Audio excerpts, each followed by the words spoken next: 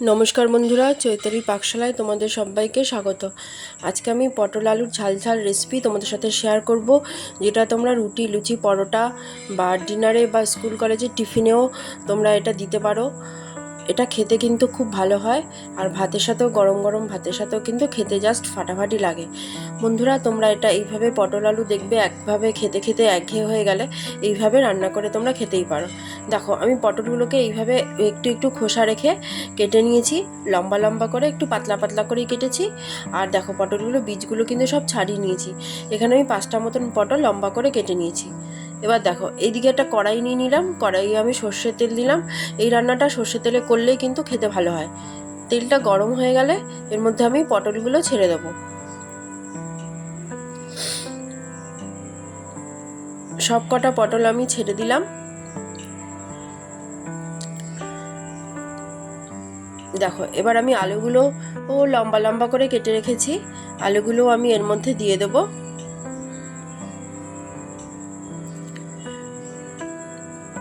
দেখো, আলুগুলো আমি দিয়ে দিচ্ছি। তোমরা এই রেসিপিটা রান্না করবে বাড়িতে, খেতে কিন্তু খুব ভালো হয়। এবার আলু আর পটল একসাথে ভাজা ভাজা করব। ভাজা ভাজা মানে খুব ভালো করে লালচে করে ভাজবো, যেন ভাজতে ভাজতে যেন পটল আর আলুটা একেবারেই নরম হয়ে যায়। আমি একটুখানি 4-5 মিনিট মতন নাড়িয়ে চাড়িয়ে মাঝারি আঁচ রেখে নাড়িয়ে চাড়িয়ে ভাজবো। দেখো, এবার আমি ঢেকে রাখলাম। ঢেকে ঢেকে ভাজলে না তাড়াতাড়ি নরমও হয়ে যাবে আর খেতেও ভালো লাগে। দেখো, 4 মিনিট মতন ঢাকা ছিল, আবার আমি ঢাকনাটা তুলে দিলাম। আবার একটু নাড়িয়ে চাড়িয়ে নিচ্ছি। আবার 2-3 মিনিট নাড়িয়ে চাড়িয়ে আবার ঢেকে রাখবো। আবার 5 মিনিট মতন ঢাকবো। 5 মিনিট পর আবার ঢাকনাটা তুলে দিলাম। দেখো, আমার আলু আর পটল কিন্তু একেবারে লালচে করে ভাজা হয়ে গেছে। এই টাইমে আমি কিন্তু কোনো রকম নুন হলুদ দিইনি।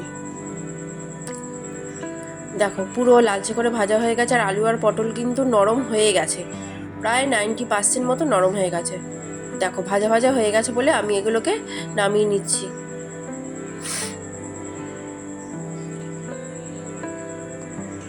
একটু তেল ছেঁকে ছেঁকে নামাচ্ছি।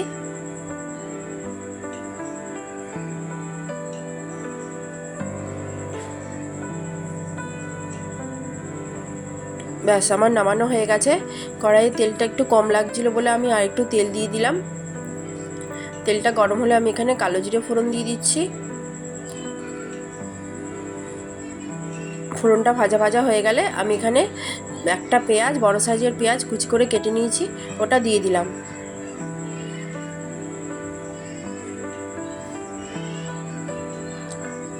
এবার সামান্য একটু নুন দিয়ে দিলাম, তাহলে পেঁয়াজটা না তাড়াতাড়ি ভাজা ভাজা হয়ে যাবে।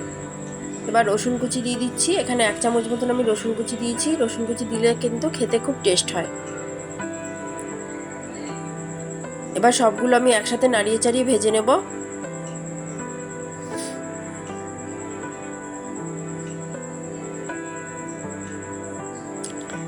তিন 4 মিনিট একটু নাড়িয়ে চাড়িয়ে ভাজবো।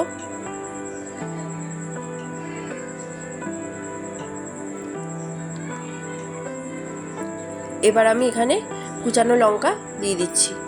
এখানে আমি 7-8টা মতন লঙ্কা, কাঁচা লঙ্কা কুচিয়েছি, ওটা দিয়ে দিলাম। দিয়ে খুব ভালো করে নাড়িয়ে চাড়িয়ে নিচ্ছি। পেঁয়াজগুলো কিন্তু পুরো লালচে করে ভাজতে হবে। দেখো, পেঁয়াজগুলো আমার লালচে করে ভাজা হয়ে গেছে। এবার পটল আর আলু যেগুলো আমি ভেজে রেখেছিলাম সেগুলো দিয়েছিলাম, দিয়ে খুব ভালো করে মিশিয়ে নেব। দেখো, খুব ভালো করে মিশিয়ে নিচ্ছি। এটা কিন্তু রান্না হতে বেশি টাইম লাগে না, খুব তাড়াতাড়ি রান্না হয়ে যায়। এবার এখানে পরিমাণ মতন হলুদ দিয়ে দিলাম, পরিমাণ মতো নুন দিয়ে দিলাম, আবার কাশ্মীরি লঙ্কার গুঁড়ো দিলাম। এটা দিলে ঝাল হবে না, তবে খেতে একটা টেস্ট হয়, মানে খুবই ভালো লাগে আর কি। খুব ভালো করে মিশিয়ে নেব।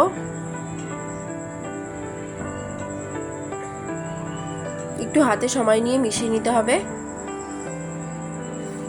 দেখো, তোমাদের দেখাচ্ছি, আলুটা নরম হয়ে গেছে, পটলও কিন্তু আমার একদমই নরম হয়ে গেছে।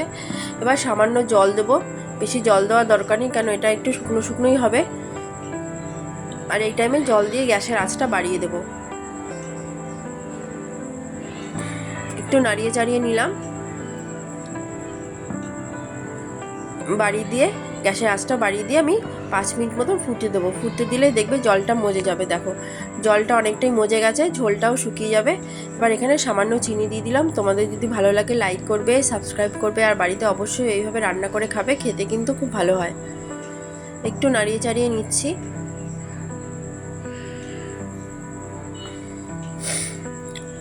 এবার সামান্য আমি একটু গরম মশলা দিয়ে দিলাম। গরম মশলা দিয়ে একটু নাড়িয়ে চাড়িয়ে নিলাম। ব্যাস, আমার রান্নাটা কমপ্লিট। এবার একটা প্লেটে সার্ভ করে দেখাচ্ছি। তোমরা কিন্তু বাড়িতে অবশ্যই রান্না করে খাবে, খেতে খুব ভালো হয়।